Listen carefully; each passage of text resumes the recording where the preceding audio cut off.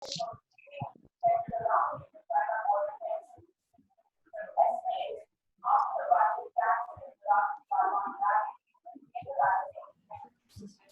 ये रिकॉर्ड किस पे करना है, क्लाउड पे? यस मैम, क्लाउड पे कर दीजिए। Mute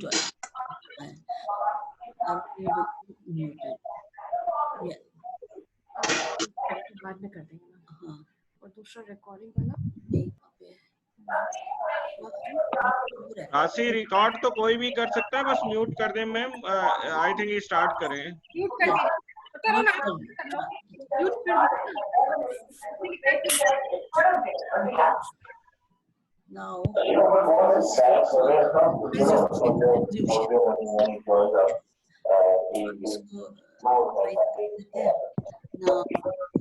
And I have started recording. Aarti, this side. I have started recording. okay, right. So this is okay now. Is it visible, the screen? Yes ma'am, visually please continue. Okay, right. Thank you. So coming back to the concept of gross tumor volume, this is the grossly palpable or visible tumor that is either imaged or felt or seen. Basically, the region of maximum tumor density that we see. There's still a lot of noise coming. I don't know if request people to, if they put on something, they can switch it off. So this requires fair knowledge of radiological anatomy on the part of radiation oncologist. And obviously, if we look at the way our concept of GP has evolved, we have observed a lot of inter-observer variation. To get full information for the tumor, it is oftentimes that we have to resort to adopting complementary imaging as well. One image may not suffice, we need other images as well. So, needless to say that image is all important. It is crucial for the definition of GTV, CTV, and all target volumes. And this is what we are going to keep the talk restricted to about the target volumes in the next 20-30 minutes. Coming to the clinical target volume, which is actually our domain, and what happens around the GTV. Well, this is the volume that is actually the microscopic or subclinical disease that you you have or perceive to have around the gross tumor.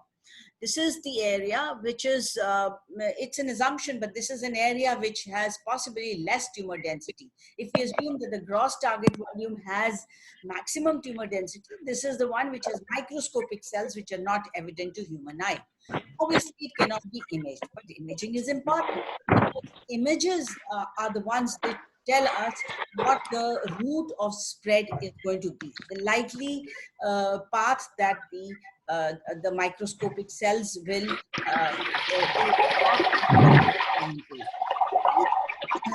path. This track, the route must be tracked in order to be able to adequately treat the GTV. Now, there is, we mentioned about the gross tumor and the area that is harboring microscopic disease around this gross target volume, that is labeled as therapeutic or GTV. If there is no gross tumor and we are talking about the area that is likely to harbor microscopic disease today or sometime in future, that is prophylactic treatment. So CTV is actually an anatomical concept. It requires knowledge of anatomy. It requires for us to know the spread patterns. And how do we know the spread pattern? We know it through the clinical information that. Excuse me, ma'am. Yes. Sorry to disturb, ma'am. I think everybody is not on mute, so there's a lot of disturbance. We can't hear you. Let me just try it again.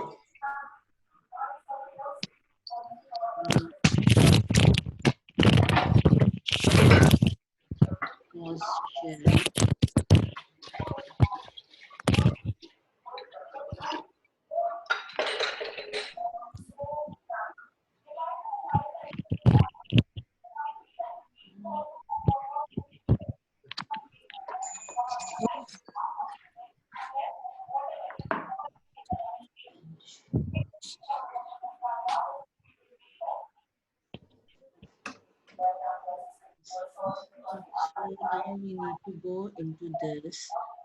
See if I can.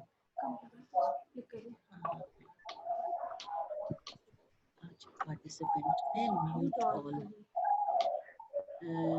Yes. So are we muted now? Yes, ma'am. Yeah. So, I think we are now done. Start share. Resume share. Right. Yes.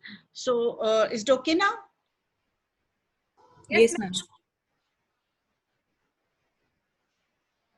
So resuming the talk, basically the clinical target volume is an anatomical concept, and it requires knowledge of anatomy and the spread patterns that one may have in a particular tumor or tumor site. And for that, we need to have clinical information or surgical report for us, or at times from the autopsy series, we get to understand what the spread pattern is like.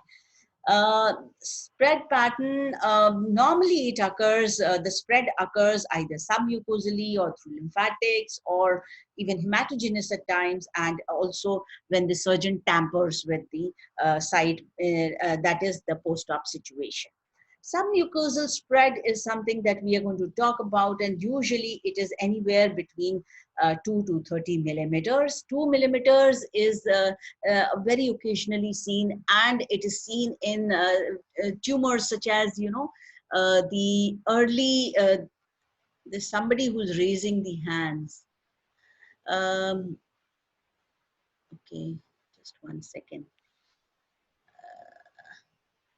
Rashi, you may be able to, or Arun, just look into the people who are raising the hands. Okay. Yes, So ma'am. very occasionally we see the spread of about as little as 2 millimeters, and that too, say for instance, in early larynx. Similarly, another outlier or a specific situation is hypopharynx, posterior pharyngeal wall, which actually has spread, which may spread up to 30 millimeters. The propensity to spread is actually dependent upon, is multifactorial. It depends upon the tumor stage, size, thickness, differentiation, and lymphovascular invasion and all. The idea is that we tend to encompass the entire area, whatever we can, wherever the disease is spreading, even microscopically. Okay, so just like the primary, the gross lymph node also has the potential to spread around microscopically, just around it. So you might find microscopic cells just around the lymph nodes, or around, or else they might invade the fascia that is lying close by, or even the muscle that is sitting close by. And that all these need to be encompassed. So apart from microscopic disease, we come to the concept of subclinical disease in the lymph node bearing region. What is that? The disease that might manifest later, but today, as of now, there is no documentation of tumor cells within the tissue, but at a later date, there is a predilection that the disease might come up, and that is subclinical disease. So this is usually found around the lymph node bearing regions. The lymph nodes are not involved. So what we do is that we look into the anatomy and delineate the anatomy wherever the lymph nodes are likely to be present. And that takes care of the subclinical disease on an elective fashion, in an elective fashion. In this, there's another situation that we often deal with, and that is the post-op. There was a gross tumor, the surgeon removed it. Today, there's no GTV.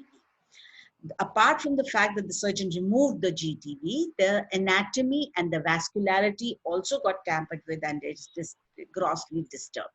So we need to encompass the area where the tumor was. That is there. We also need to include the area where the spillage might be. So we focus on the entire post-operative bed when we are talking about post-op situations. Now, coming to how do we find our CTV in a particular case? We have a gross tumor, we can't see the CTV, so we expand the GTV in a particular dimension. So, do we expand in all directions uniformly, or do we are we selective? The meaning thereby that does the tumor microscopic spread, does it occur uniformly, or does it have certain or spread liking? So the answer is no, it does not spread uniformly. Tumor cells, like anything in life, follow the path of least resistance. The microscopic cells, by passive free diffusion, move into the area where there is gravity or where there is free passage for them. Wherever they encounter barrier, they stop short over there. So when we are expanding for our CTV, we need to look into the natural barriers. For instance, if the tumor cells hit the bone and the bone is not involved, then we need to edit out the bone. Similarly, the air cavity. And on the same lines, if on the planning system, your CTV expansion is going into the air or outside the body, you need to actually edit it out. The reverse is also true. Now, if the tumor has managed to cross the natural barrier, or it has managed to cross, say, the midline, then you need to encompass that generously. You edit your CTV, include that portion generously in your CTV. So, although there are guidelines which we are going to talk about today, but a lot of it still remains, experience based, and especially the nuances of each case need to be tackled at an individual level, and so we need to have more expertise, experience, and training on this account. A word about planning CTV, planning target volume. Now, unlike the CTV, which is an anatomical concept, this is a geometric concept, in which the envelope of PTV tries to encompass the CTV in all phases of treatment. And the idea behind is that the CTV gets the prescribed dose during the entire treatment. It obviously takes into account uncertainties that exist in the planning or treatment delivery in your particular setup. And it is designed actually to take care of all the setup errors and internal organ movement. Now, if you look at the picture, this is the famous figure from ICRU reports, and this actually takes into account the margin that you can safely adopt for your PTV in different scenarios, and what would happen if you were to, if the OAR was, the organ at risk was to come very close to your PTV or your CTV. How do you deal with that situation? So with that, now I come to the head and neck cancers proper. And we all know that these tumors are, this is a very complex site. All structures are actually sitting and they are lying in a very compact fashion in this small region. And so to treat a tumor in this region is always a very, very challenging task, because the tumor needs to be adequately treated. At the same time, you need to take care of the some very radiosensitive neighboring structures and not give them radiation as far as you can help it. So the target volume delineation becomes very critical in this site and in each case that you plan. So like in any other site, gross tumor volume or the GTV needs to be mapped out for starters, and that you do by gathering clinical information.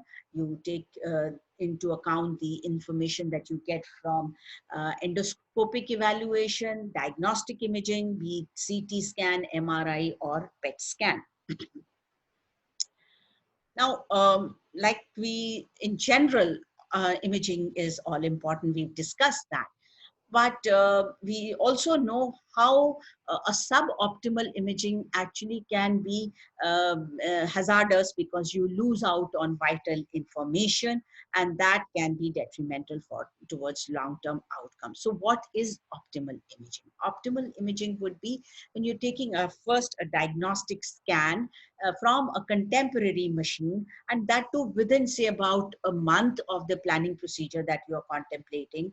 The patient during this scan should be should be in a comfortable position, so that your anatomy is not disturbed. And then you should have adopted optimal protocols or templates for field of view, slice thickness, and contrast protocol. As far as can be helped, there should be no artifacts. So artifacts arise oftentimes from dental amalgams and material, because they kind of create artifacts, and that leads to degradation of the quality of image, and thereby eventually the loss of information. Radiological imaging, be it CT scan, MR, or PET CT, we know overestimates the gross disease. This is a studied fact, but it's actually happily oblivious of the microscopic extension, because those are not visible to human eye or imaging. And so for that, we have to bank upon the histopathological reporting only.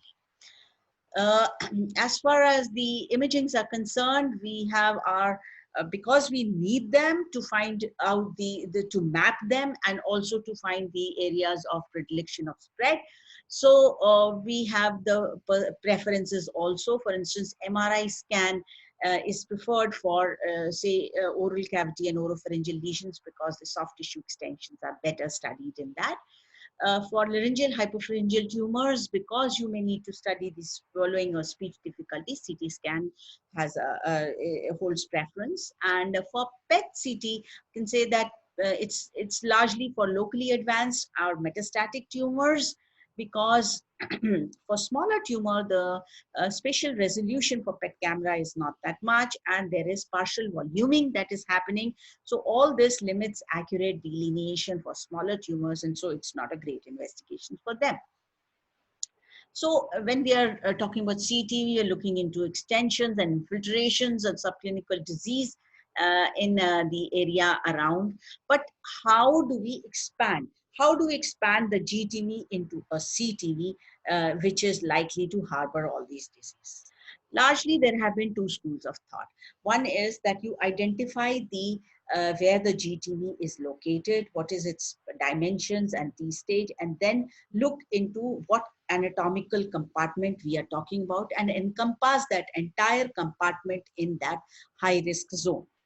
This is a safe practice, and this is what UK-based practice has been all about. It's actually extension of the 2D plannings that at least we in our generation were used to doing at some point in time. So it's safe, but then it is equally difficult to spare surrounding structures in this kind of a protocol or practice.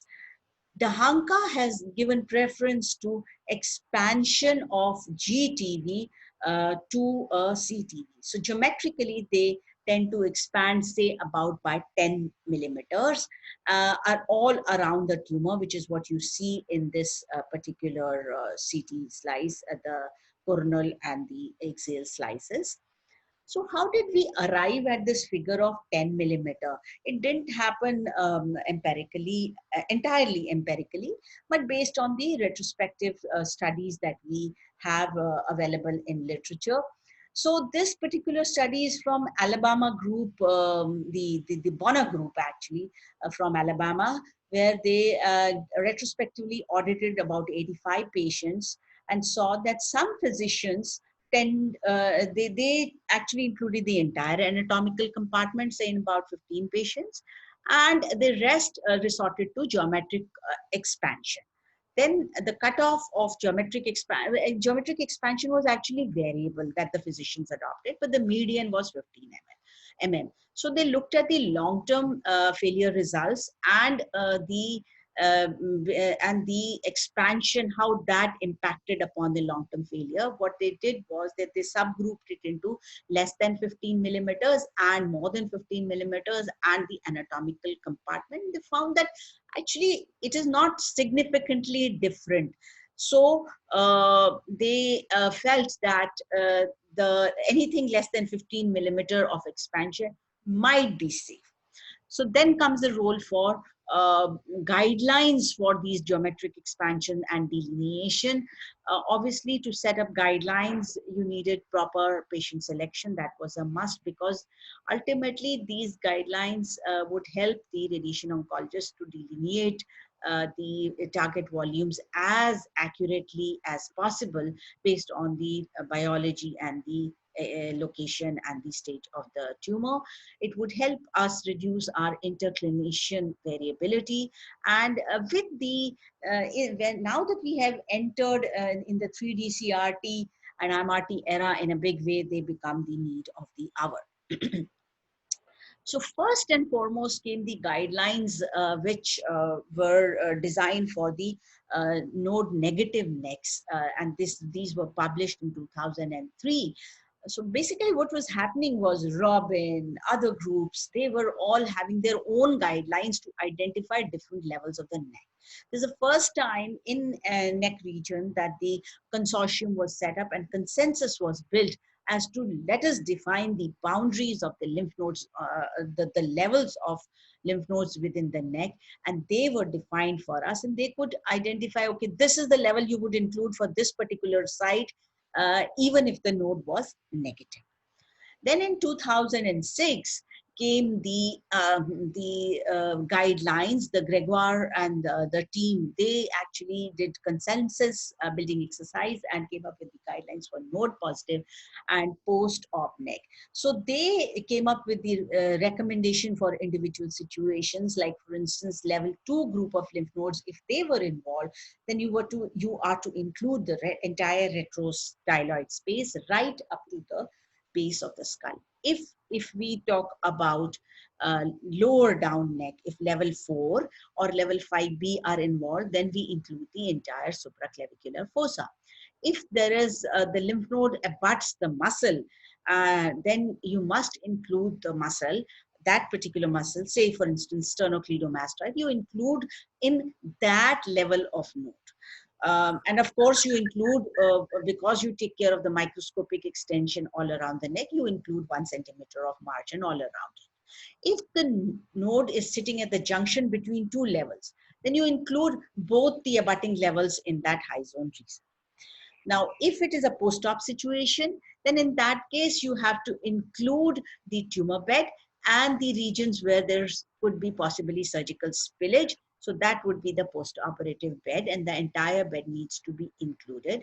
However, your target remains the post-operative bed, which includes the tumor, where the tumor was lying, and the points of surgical spillage. It does not mean that you chase the last bit of the graft that is there.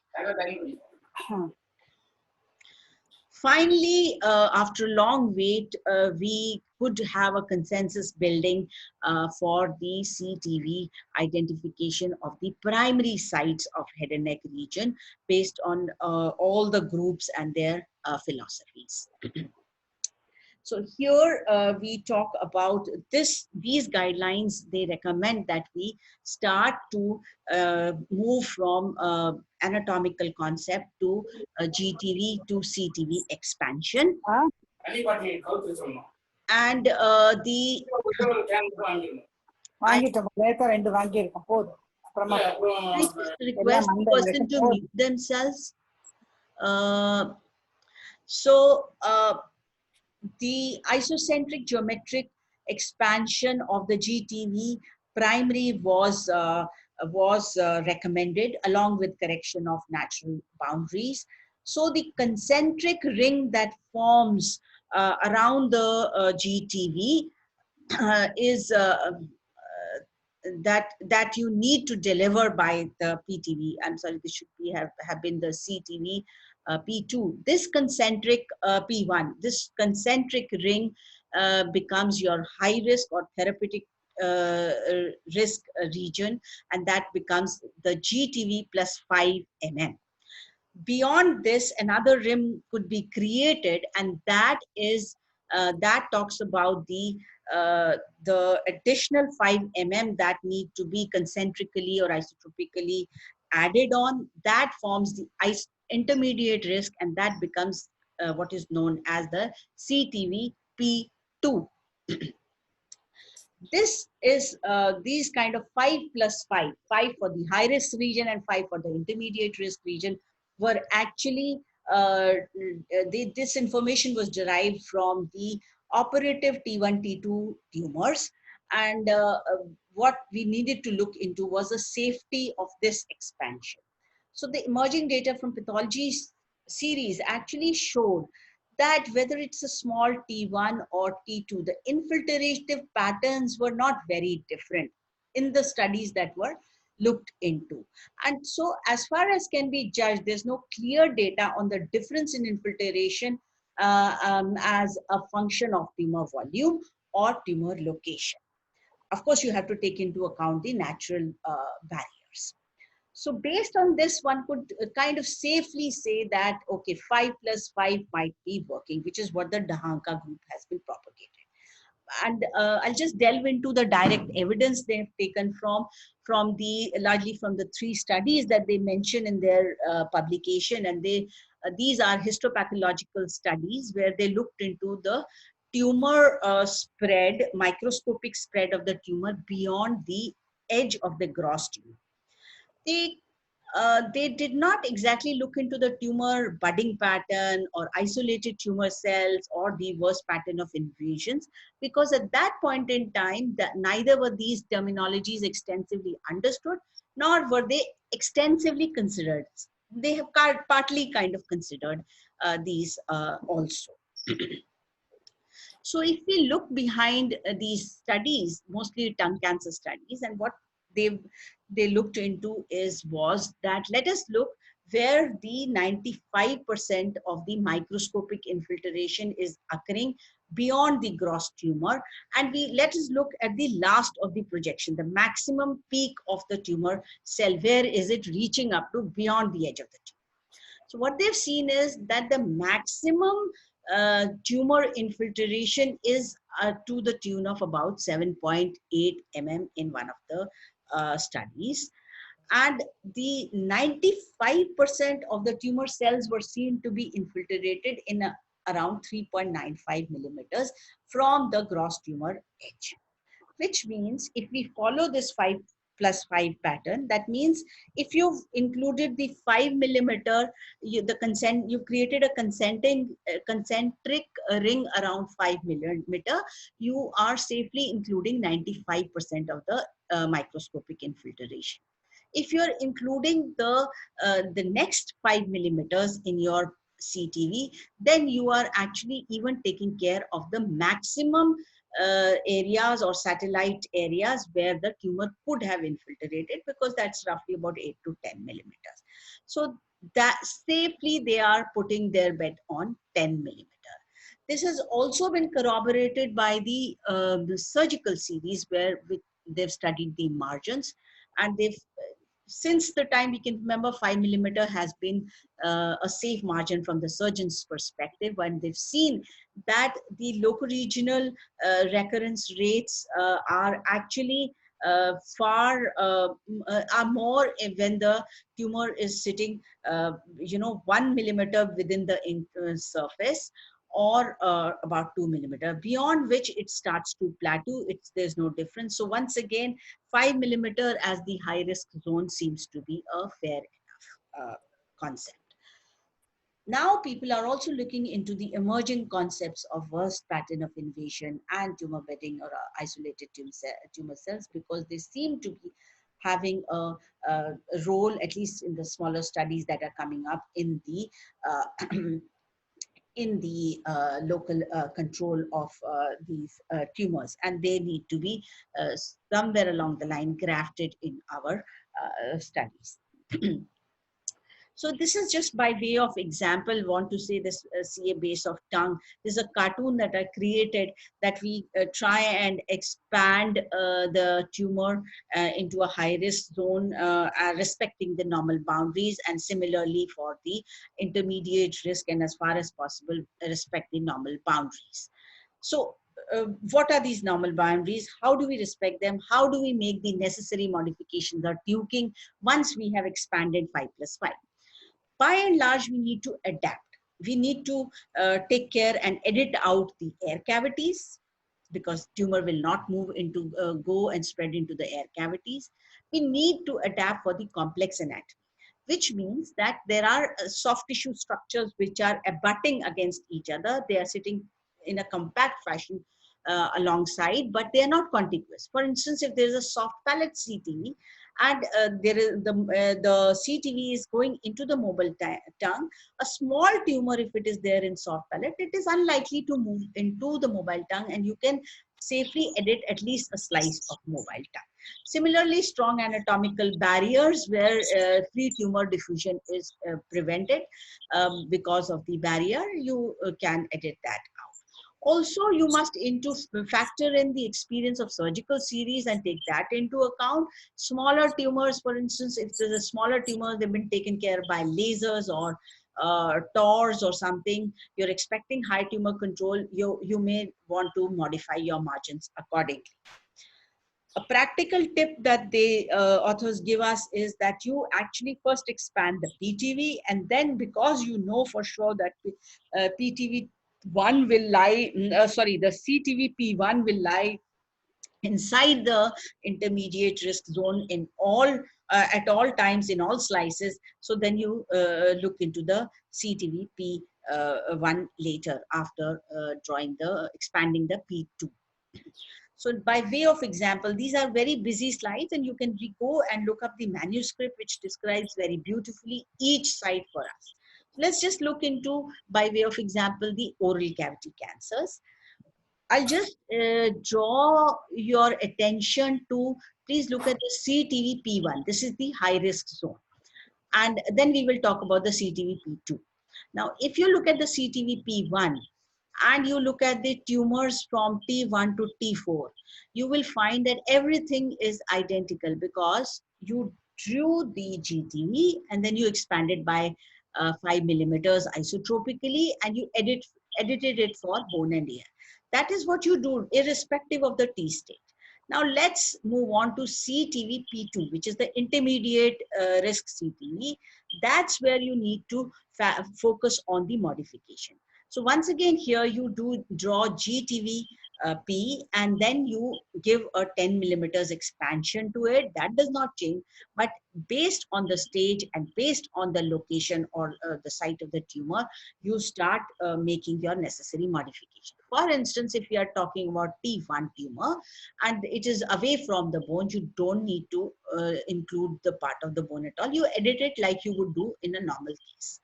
But if it is a tumor that is resting on the gingiva or hard palate or RMT, which is right next to the bone, then you might include a slither of the bone about 1 to 2 millimeters. If you move on to T2 tumor, then you might include more of bone, that is 5 millimeters. If we talk about soft tissue, the location, if it is a floor of mouth, then you include your CTV, tweak it at mylohyoid muscle. But if you move to in T2s, in T1, you don't need to include that. In T3, you have to include the mylohyoid muscle also. So this is how we progress. If I'll just give you another example of oropharyngeal cancers. Again, in the high risk zone, nothing changes. You expand by 5 millimeters and edit for bone and ear. In the CTV-P2, the intermediate risk zone, you expand for 10 millimeter and then start looking what is the location, what is the T state. If it is a tonsillar primary and you are talking about T1, you include the superior constrictor, but you don't need to include the parapharyngeal space. However, if it is a T2 tonsil, you include the superior constrictor and you also include the parapharyngeal space, but you don't need to include the medial pterygoid. If you move further ahead, you start there is a requirement. If you talk about T4s, then you also include the medial and lateral thyroid. So that's how we move on. Similarly, for vallecula, in T1, you don't need to include pre-epiglottic space, but you start needing to include pre-epiglottic space when you're talking about T3s and T4s, not in T2s. Just one interesting fact in laryngeal cancers, here in the T1 glottis, where you are just restricting yourself to the glottic region, you just need to have single high risk expansion, and that is your CTVP1, that is GTVP plus 5 millimeters of expansion, and no intermediate risk is recommended. So that's how we move ahead in these, and this requires experience, practice, and training. Now, obviously, they've also, at the end of the publication, they've also gone on to propose that you might have implications on dose prescription, and it is possible that you might consider that high risk zone may get equivalence of 70 gray at 2 gray per fraction. Intermediate risk, you might lower it to 60 gray, and prophylactic zone, if you are considering either in the primary, but more so in case of elective lymph node bearing region, you go ahead with equivalence of 50 gray at 2 gray per fraction. So, although the guidelines were published in the year 2018, barely 18 months from today, the group has been practicing this for some time, and they've published their consequences of this kind of expansion, their experience. So what they feel is that at the end of the day, it's easier to do this geometric expansion, but it does require modification. It does offer lesser variability between oncologists, and the practice can be, you can afford a consistent practice, which is what they say that they can state at the end of 3 years. This is just by way of example. I don't know if you can see that a small base tongue tumor and how small your geometric expansion can be, beyond which you give a PTV and place your feet. And this is how large your anatomical expansion can appear to be. This is what we practice incidentally, and I'll come on to the reason why.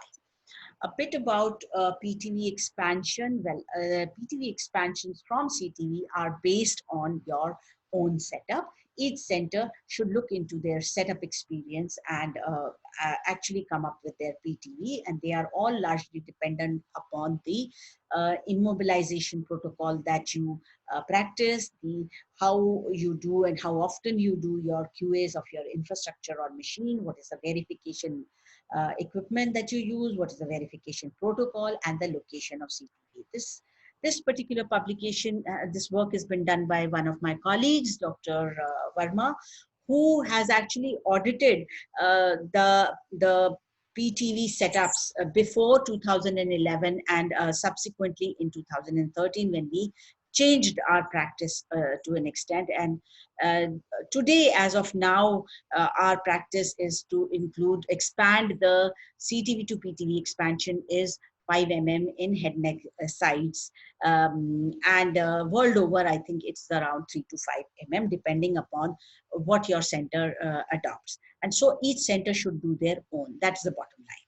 Coming back to the CTV P expansion, 5+5 expansion, is it generalizable to all situations?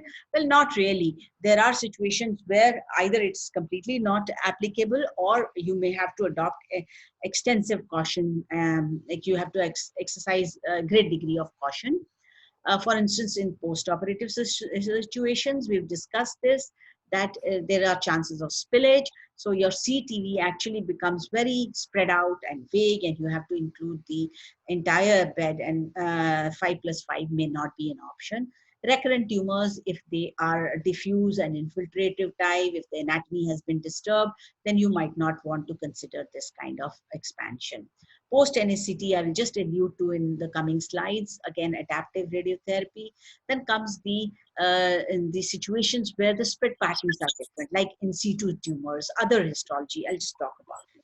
Regarding advanced tumors, I'm not saying that we can't do, but the fact is that we still have information only from early tumors and surgical series. So shall we extrapolate it to this expansion into advanced tumors?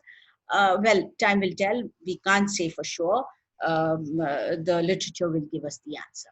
So coming to post neoadjuvant chemotherapy, we know, okay, so neoadjuvant chemotherapy is got weak evidence in head and neck cancers. In fact, it has shown insignificant benefit in the meta-analysis. In the meta-analysis, it's shown detriment as well. But it's still being practiced at least within India and at least in the government hospital, simply because of the logistic reasons and the overload at the machine and waiting list. So we are there. It is there with us even today. Now, in that case, we need to look into all the tumors that we give neoadjuvant chemotherapy. Obviously, they are responding tumors to some extent, and the tumors shrink. But what we don't know is what the regression pattern. How do they shrink? Do they implode inside? Are they leaving satellite areas behind, or there is patchy resolution? This is something that is not known to us. So giving 5+5 expansion might be difficult. This is just a cartoon that I've picked up for simplistic reasons, that the tumor was given neoadjuvant chemotherapy. It did sort of show some kind of response, but the size was not, the post NACT size was not very different from the pre NACT size if you look at the histology, the regression pattern of these tumors. So the bottom line is that for induction chemotherapy, maybe it's a safer option that you still continue with the anatomical based CTV expansion. Similarly, for adaptive radiotherapy, it's not a routine clinical practice, but it is done in project mode or clinical trial setting. And you know that you are studying the variability. And in such tumors, we know that the regression is not happening, or the migration of the normal structures or the tumor is not happening, concentrically or uniformly every day that we are practicing. So in such a dynamic status, it is difficult to keep practicing 5+5 expansion. I mentioned about other histologies, and they have different spread patterns. The classic example being adenoid cystic carcinoma, where perineural spread or neurotropism is a known fact. So here we know that Krelian nerves need to be traced up to a point in these tumors. And so the guidelines came up in 2018, and they have given us the contouring atlas for the for delineating which nerves and up to what point in these tumors in all these major salivary gland adenoid cystics. The limitation was that they did not use MRI to assess this delineation, and that was done deliberately to avoid because generalizability and fusion facilities may be limited in most places, and therefore we should know up to where to go if we are tracing the facial nerve or glossopharyngeal nerve. So I'll change gears and come to the throw some light on the failure patterns of with IMRT. A lot of us practice IMRT. We know it has a sharp dose gradient. So that is to our advantage. While at the one point that it treats the tumors well, it also spares the normal tissues. But if the tumor is not located within the IMRT zone that you are treating, then you are sure to have a miss. But when we look at the patterns of failure reports, we find that it is not these marginal misses that are reported, the miss that occurred because we missed the delineating that part of the tumor. It is not the marginal miss, but it is the infield recurrences. Infield recurrences means that the tumor failed in the heart of the gross tumor. And that can happen only because of aggressive biology. It is a reflection of biology. Now, while that one side is true, but then we must not forget that these were all studies where delineations were done properly, and they were done after adequate training, expertise, and experience had been gained. So comes the point that there are people who have compared high volume center outputs or results from low volume centers, and clearly there is a difference, because actually even the pattern of failure might be different if your training is suboptimal. So the bottom line is, high throughput center where there are regular training programs happening. People are getting trained. They are looking into the nuances of each case. They are the ones where you will actually be able to delineate better, and therefore your long-term outcomes would be better. So in nutshell, I would like to say that target volume delineation is actually a team effort.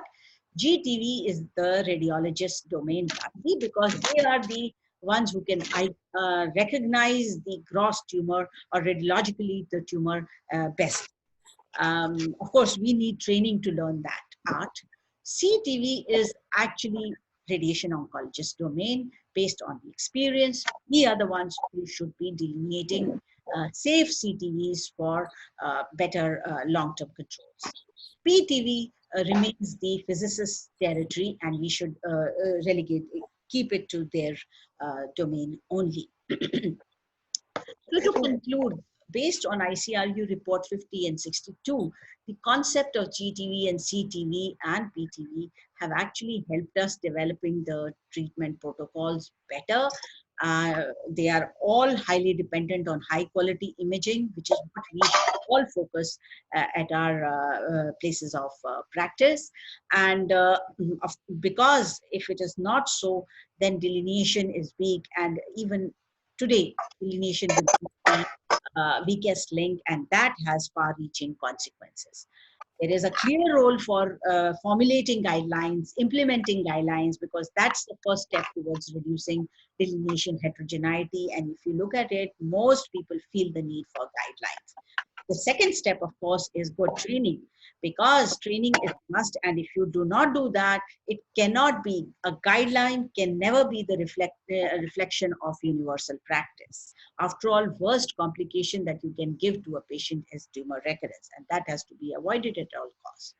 So we have guidelines for node negative, node positives, post-op next. They are available for a long time now, and we are all used to practice. Those of us who are practicing 3D conformal, we are used to practicing these using these guidelines.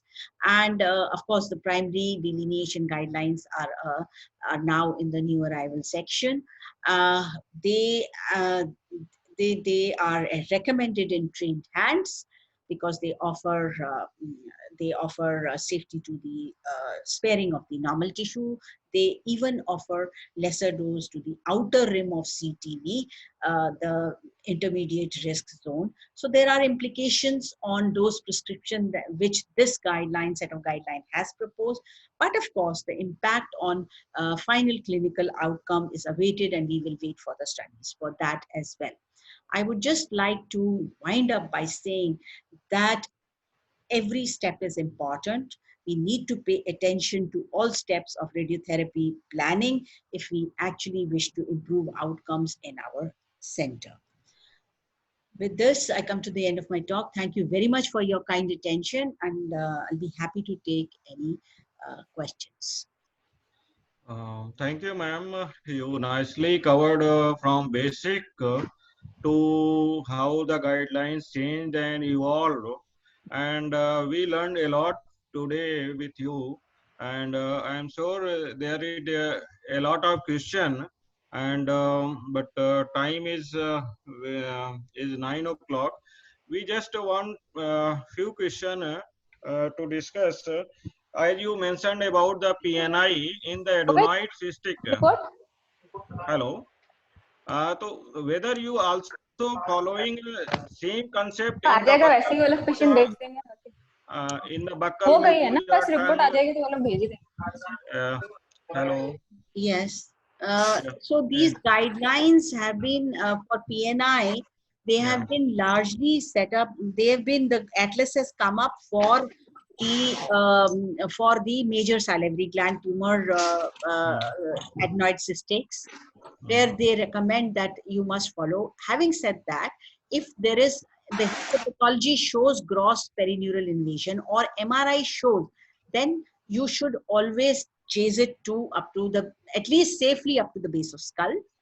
But even if you do not follow that, if you feel that there is the histopathology is showing some kind of perineural invasion and you cannot make out where it is, widening your portals or widening your target volumes generously is a better idea.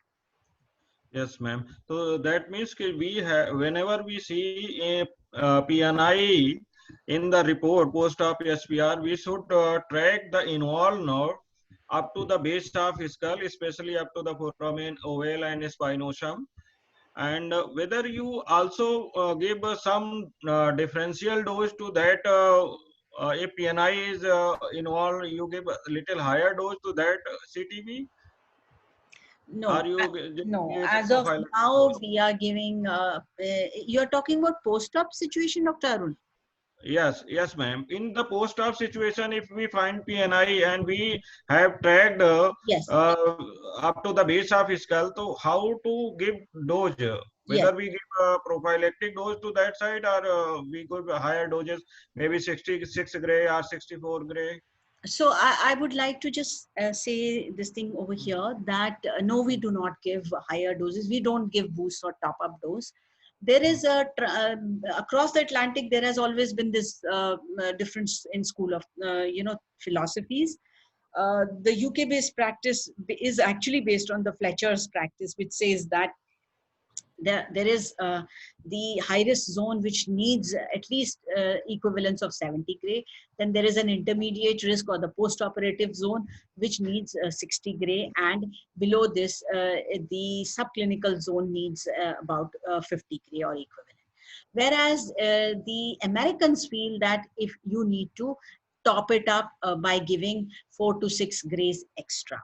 Now, firstly, that is baked, that is backed by some literature, but it is the difficulty in giving and tolerating and sparing the normal tissues that actually stops us from topping up the dose beyond 60 gray. Even at times, if you're going up to base of skull, you may find it, or let's not talk about base of skull, in cases like nasopharynx, where optic apparatus is sitting right next door, you might find it difficult to go up to 60 gray also at times. So topping up is not what we consider, and we consider up to 60 gray, and which is what is the general practice. Right, ma'am. We also follow the same. There is one question posted by Dr. Gaurav. Should we include entire flap in neck for post-op in case of post-op neck? Yeah, so I did mention in my talk that actually it's the postoperative bed which is your target volume, which includes where the tumor was sitting earlier and wherever there are chances of spillage. So we are not chasing the last extension of the flap most of the times, but with reasonable assurance that that is not where the cells would have gone. Having said that, majority of your flap does come into the field, and it is actually an innocent bystander. That is how one would view it. But if you are suspecting that because the surgeon has been the tampering has been to an extent that you will have to, then you surely have to include the edges of the flap. That becomes an important point. So you'll have to individualize it. Right, ma'am. Right. So sometime when we give PTV over CTV, that PTV reaches up to skin. How much you recommend to crop PTV from skin or CTV from skin? So CTV we crop about 3 millimeters from the skin. Because what our physics colleagues tell us is that with the algorithm does not consider what is happening beyond that. So whatever you will get would be erroneous information. So we are within 3 millimeters of the skin. Okay, right, ma'am. And one last question, I think in case of buccal mucosa post-op, when you recommend bolus or in any other situation also, when we apply bolus and how up to how much fraction? Okay, so for buccal mucosa, wherever we are suspecting that the skin infiltration was there, and there is a possibility that the tumor cells microscopically would be in the leftover skin, or the edge of the skin. We should be, we should be generous. Our threshold should be low towards using bolus. But yes, I agree that tolerance becomes an issue, especially skin tolerance. So although it's a value judgment, but clearly there is nothing, if you're suspecting that the tumor cells were reaching the skin, we would like to give bolus as far as we can help it. Unless you're dealing with a very elderly, frail, diabetic, and you know that he or she will not be able to tolerate it, that's where we might omit the bolus in the latter part of the treatment. Or we are finding that the reactions have increased to an extent that we need to actually remove the bolus. Other than that, we would keep the threshold towards using bolus in select situation low, and try and give it for the entire treatment, because remember, the planning was done with the bolus on, and sometimes the bolus is placed inside the cast. So then if you remove the bolus, then you change the patient contour, and the planning, what you planned may not be what you delivered. Okay, yes, ma'am. One last question posted by Dr. Ravi Shankar. I think it covered in which case for our post-op case, PNIs we should cover. So I think in all cases where PNI is mentioned or we suspecting, it should be covered up to the base of skull, right, ma'am? Yes. Yeah. So Dr. Anu. Dr. Arun. Yeah. One question, Dr. Rashi, please. one question is asked by Minal Iyer. Yeah. What should we treat in cases of buccal mucosa post-op if the node is positive 1B? 1B node is positive in case of CA buccal mucosa. What should be our target volume? Hello. Ma'am, Yeah, Minal Iyer has asked, in case of CA buccal mucosa, if 1B node is positive, what should be our target volume? Okay, so we've gone a lot of back and forth has happened on this single node 1B in buccal mucosa. So largely we were treating 1 to 3 ipsilateral at some point in time. Then the guidelines came, and we were treating all levels. Once one node is involved, then all levels were included.